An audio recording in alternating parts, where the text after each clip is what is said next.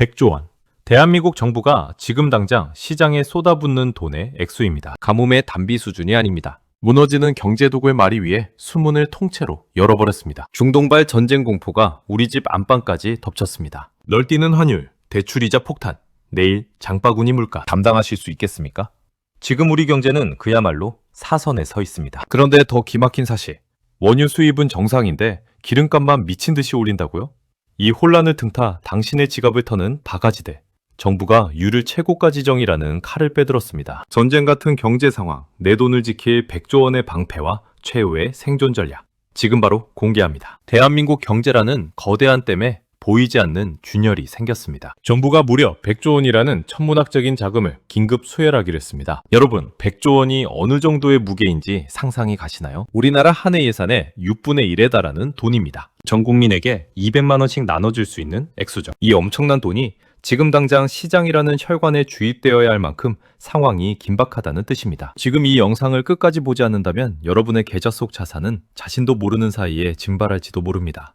국가가 왜 이토록 요란하게 경보음을 울리며 100조 원의 방패를 치켜들었는지 그 민낯을 보셔야 합니다. 오늘 아침 청와대의 공기는 평소와 완전히 달랐습니다. 이재명 대통령이 주재한 임시 국무회의는 마치 전시 상황실을 연상케 했죠. 중동발 변동성이라는 거대한 파도가 우리 경제라는 배의 밑바닥을 때리기 시작했기 때문입니다. 대통령의 입에서는 지금은 평시가 아니다라는 서슬퍼런 경고가 흘러나왔습니다. 이것은 단순히 관용적인 표현이 아닙니다. 우리가 평온하게 커피 한 잔을 마시는 동안 저 멀리 호르무즈 해협의 긴장감이 우리 집 대출이자와 기름값이라는 실체적인 위협으로 변해 안방까지 침투했다는 선전포고입니다. 정부가 가장 먼저 주목한 것은 바로 골든타임입니다. 경제는 심리라는 말이 있죠.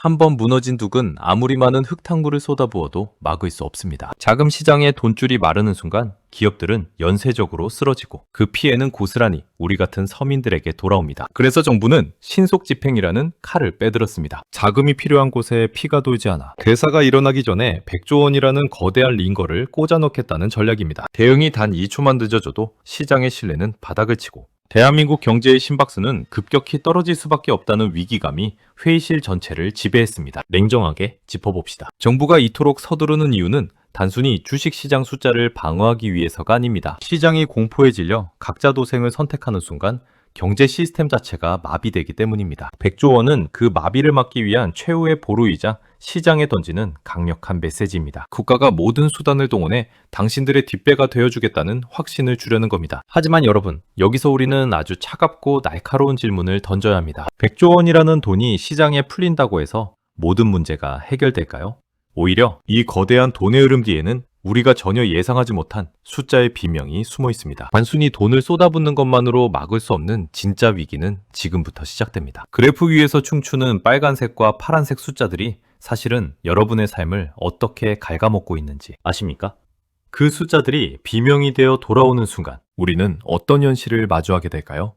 이제 그 소름 끼치는 진실의 현장으로 한 걸음 더 들어가 보겠습니다. 그래프 위의 숫자가 빨간색과 파란색으로 요동치는 순간 그것은 단순한 통계가 아니라 누군가의 비명이 됩니다.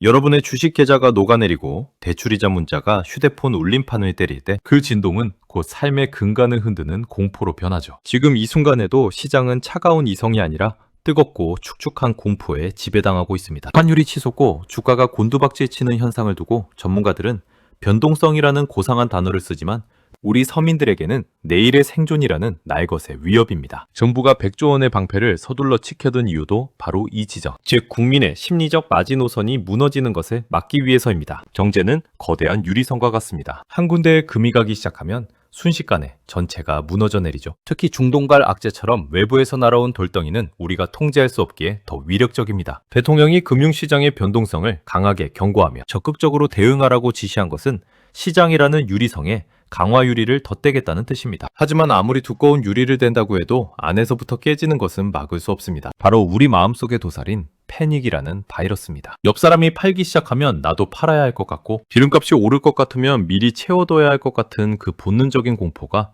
경제의 혈관을 막아버립니다. 냉정하게 짚어봅시다. 숫자가 비명을 지르는 진짜 이유는 돈이 없어서가 아닙니다. 돈이 돌아야 할 곳으로 흐르지 않고 공포라는 댐에 갇혀버렸기 때문입니다. 100조 원이라는 거대한 자금은 그 막힌 댐의 수문을 강제로 열어젖히는 폭약과 같습니다. 시장에 걱정 마라, 돈은 충분하다는 확신을 주어 사람들이 다시 지갑을 열고 기업이 투자를 이어가게 하려는 고육지책이죠. 하지만 여러분, 여기서 우리는 아주 서늘한 현실을 직시해야 합니다. 국가가 100조 원이라는 천문학적인 돈을 쏟아붓기로 했다는 건 역설적으로 그만큼 우리가 마주한 구멍의 크기가 깊고 어둡다는 증거이기도 합니다. 여러분의 자산은 안녕하십니까? 단순히 주가가 떨어지는 게 문제가 아닙니다. 화폐 가치가 떨어지고 물가가 치솟으며 내 노동의 가치가 상대적으로 낮아지는 조용한 학살이 시작될 수 있다는 점이 더 무섭습니다. 정부는 이 비명을 잠재우기 위해 사상 초유의 물량을 투입하며 반격을 준비하고 있습니다. 100조 원이라는 구원투수가 등판해 마운드를 지키려는 찰나 어둠 속에서 승리를 가로채려는 검은 손들이 움직이기 시작했습니다. 돈 냄새를 맡은 하이에나들이 위기를 기회 삼아 우리 주머니를 노리고 있다면 믿으시겠습니까? 정부가 100조 원을 풀기로 한 바로 그 시점, 시장의 질서를 파괴하며 독버섯처럼 피어오르는 내부의 적들이 있습니다. 이들이 노리는 것은 단순히 돈이 아니라 여러분의 정보와 신뢰입니다. 100조 원의 반격이 시작되기도 전에 우리를 안에서부터 무너뜨리려는 그 소름 끼치는 암살자들의 정체는 무엇일까요? 100조 원이라는 천문학적인 자금, 이 돈은 과연 우리를 살리는 구원투수일까요? 아니면 일시적인 통증만 있게 하는 독약일까요?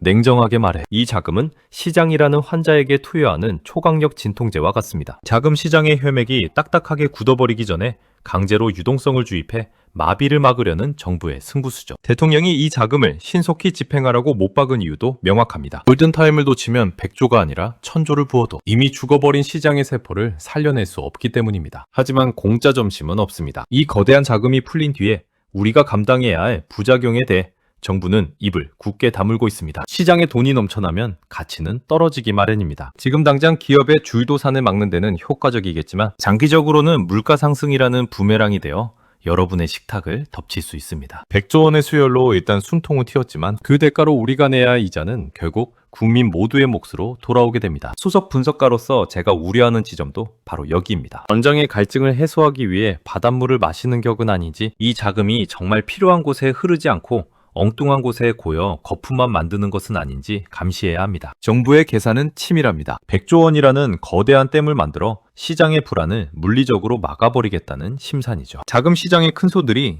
정부가 저렇게까지 하는데 설마 망하겠어? 라는 믿음을 갖게 만드는 것.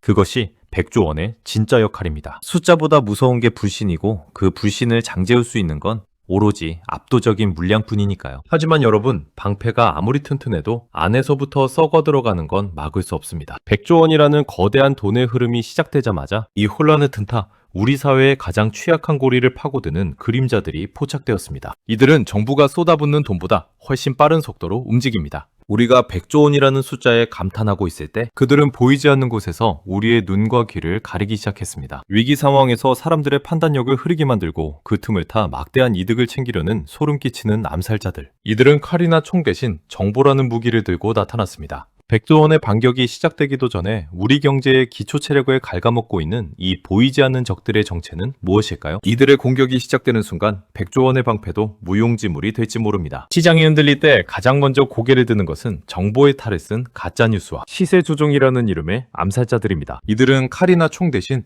스마트폰 액정위로 흐르는 텍스트와 자극적인 썸네일을 무기로 사용합니다. 정제가 위기일 때 사람들은 지푸라기라도 잡고 싶은 심정으로 정보를 갈구하죠. 암살자들은 바로 그 절박한 심리를 파고듭니다. 어디가 망한다더라, 정부 발표는 거짓이라더라 같은 근거 없는 낭설들이 단 몇 초 만에 단체 채팅방과 커뮤니티를 오염시킵니다. 이것은 단순한 소문이 아니라 우리 경제의 기초 체력을 안에서부터 갉아먹는 치명적인 바이러스입니다. 이들의 목표는 단 하나, 혼란을 키워 여러분의 패닉셀링을 유도하고 그 밑바닥에서 헐값에 자산을 줍는 것입니다. 누군가는 전 재산을 잃고 피눈물을 흘릴 때 이 암살자들은 모니터 뒤에서 조용히 미소 짓습니다. 대통령이 이번 국무회의에서 가짜뉴스와 시세, 도란행위를 엄단하겠다고 이례적으로 강한 톤을 높인 이유도 이 때문입니다. 100조 원의 방패를 아무리 튼튼하게 쳐봤자 내부에서 불신이라는 바이러스가 퍼지면 시장은 한순간에 좀비처럼 변해버립니다. 경제 시스템을 유지하는 가장 강력한 접착제인 신뢰가 녹아내리기 시작하면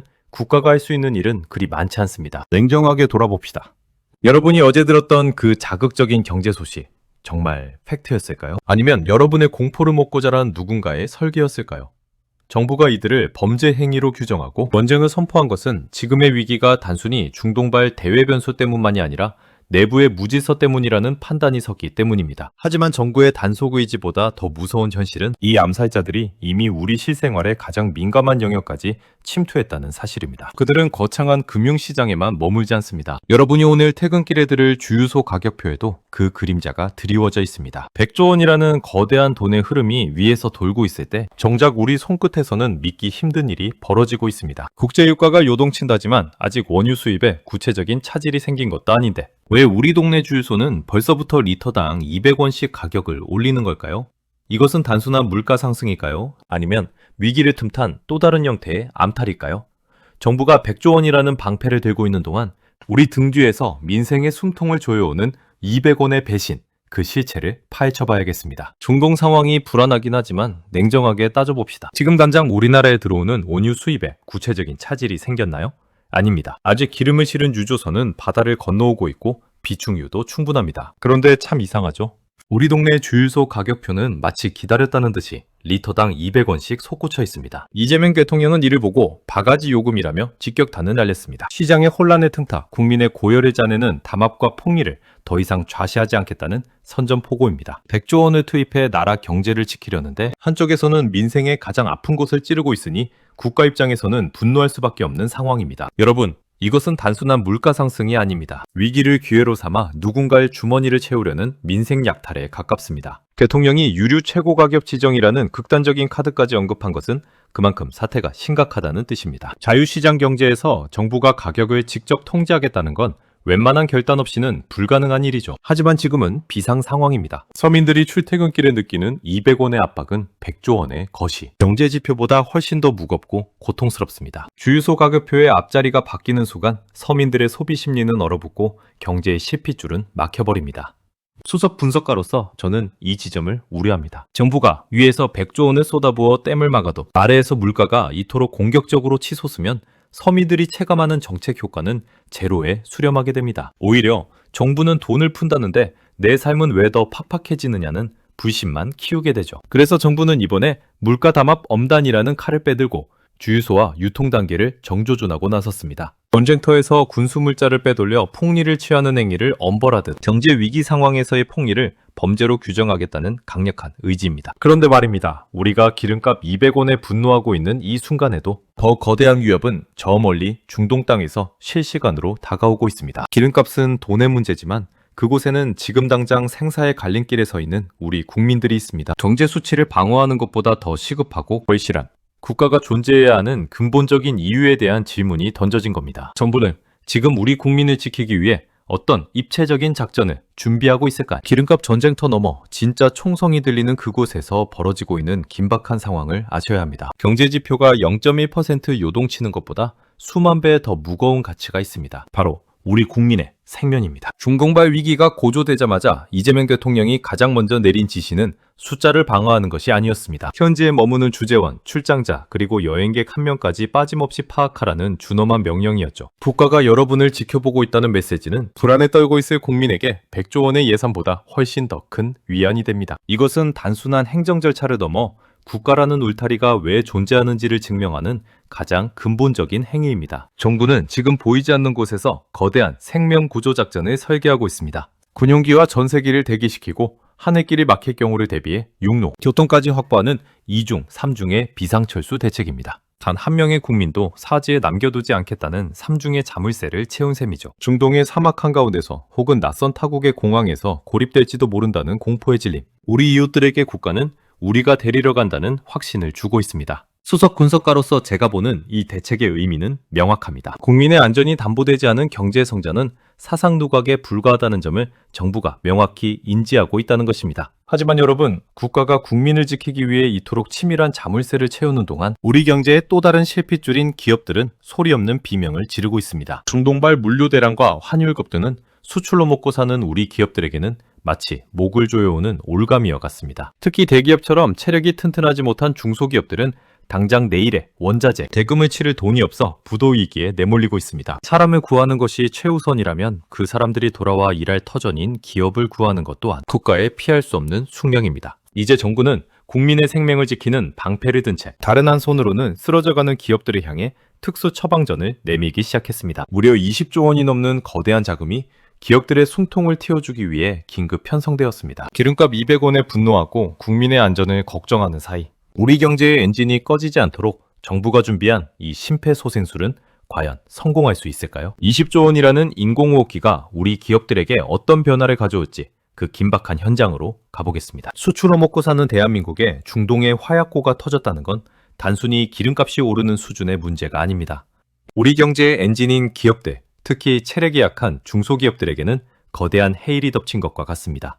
환율은 미친 듯이 치솟고 물류비는 자고 일어나면 앞자리가 바뀌어 있습니다. 물건을 팔아도 손해를 보는 기막힌 상황 속에서 당장 내일 갚아야 할 대출이자를 걱정하며 밤잠을 설치는 기업인들이 속출하고 있습니다. 정부가 이들을 위해 20조 3천억 원이라는 거대한 인공호흡기를 꺼내든 이유입니다. 20조 원. 이 막대한 자금은 단순한 지원금이 아닙니다. 일시적인 자금난으로 우량한 기업이 억울하게 쓰러지는 흑자도산을 막기 위한 긴급 혈전 용해제입니다. 구륜철 경제부총리는 관계부처 장관들을 긴급 소집하며 금리 인하와 대출 확대를 약속했습니다. 돌줄이 막혀 산소 부족 상태에 빠진 기업들에게 직접적으로 산소를 공급하겠다는 뜻이죠. 냉정하게 말해 이 기업들이 무너지면 그곳에서 일하는 수십만 명의 가장이 일자리를 잃고 100조 원의 시장 안정 대책도 결국 밑빠진 독에 물붓기가 됩니다. 그래서 정부는 기업의 숨통을 틔워주는 것을 민생 안정의 핵심 고리로 본 것입니다. 하지만 여러분, 인공호흡기를 찾다고 해서 병이 다 나은 건 아닙니다. 20조 원의 수혈은 당장의 고비를 넘기기 위한 임시 방편일 뿐입니다. 외부에서 불어오는 폭풍을 우리가 막을 수 없다면 결국 우리 배의 구조를 바꿔야 한다는 목소리가 커지고 있습니다. 대통령이 국무회의 마지막에 던진 메시지는 그래서 더 묵직하게 다가옵니다. 위기의 순간에 단순히 방어만 할 것인가? 아니면 이 고통을 계기로 체질 자체를 완전히 뜯어 고칠 것인가? 20조 원의 인공호흡기를 떼고도 우리 기업들이 스스로 숨 쉴 수 있는 방법은 무엇일까요? 이제 우리는 이 모든 소동의 끝에서 가장 본질적인 질문과 마주하게 됩니다. 100조 원의 방패, 20조 원의 수혈, 그리고 바가지 요금과의 전쟁. 이 모든 일련의 사건들이 가리키는 종착지는 어디일까요? 대통령은 뜻밖에도 넘어진 김에 쉬어간다는 파격적인 화두를 던졌습니다. 위기를 성장의 발판으로 삼겠다는 이 대담한 전략이 우리 삶을 어떻게 바꾸게 될지 그 마지막 장의 시나리오를 공개합니다. 이재명 대통령은 이번 국무회의의 끝자리에서 참으로 묘한 말을 남겼습니다. 넘어진 김에 쉬어간다. 여러분, 이 말이 지금처럼 긴박한 경제위기 상황에서 한가로운 소리로 들리시나요? 절대 아닙니다. 이것은 수석 분석가인 제가 보기에 가장 공격적이고도 무서운 대전환의 선언입니다. 지금까지 우리가 중동의 기름 한 방울에 벌벌 떨고 환율 숫자에 일희일비했던 그 취약한 구조 자체를 이 기회에 통째로 드러내겠다는 뜻이기 때문입니다. 100조 원의 방패로 급한 불을 껐다면 이제는 불이 나지 않는 집으로 재건축을 시작하겠다는 전략입니다. 우리는 그동안 특정 지역의 에너지와 특정 도시에 집중된 인프라에 기대어 아슬아슬한 성장을 이어왔습니다. 중동에서 총성이 울리면 주유소 가격표가 먼저 반응하고 수도권이 흔들리면 나라 전체가 마비되는 이 일극체제의 비극을 우리는 매번 반복해왔죠. 대통령이 언급한 재생에너지 비중 확대와 수도권 집중 개선은 단순한 정책 고호가 아닙니다. 외부의 충격이 와도 우리 스스로 에너지를 만들어내고 전국 어디서든 경제가 돌아갈 수 있는 분산형 방어 체계를 구축하겠다는 실질적인 생존 전략입니다. 위기는 언제나 고통스럽습니다. 하지만 그 고통을 견디고 나면 반드시 체질이 바뀝니다. 100조 원이라는 천문학적인 자금은 단순히 구멍난 곳을 메우는 땜질용이 아니라 새로운 대한민국 경제의 기초공사를 위한 투자금이 되어야 합니다. 수입처를 다각화해 에너지 종속에서 벗어나고 우리 기업들이 어떤 파도에도 침몰하지 않는 강인한 배가 되도록 만드는 것. 그것이 이번 100조 원 승부수의 진정한 종착역입니다. 넘어진 김에 쉬어가는 것이 아니라 넘어진 김에 신발끈을 다시 묶고 더 높이 뛰어오를 준비를 하는 셈입니다.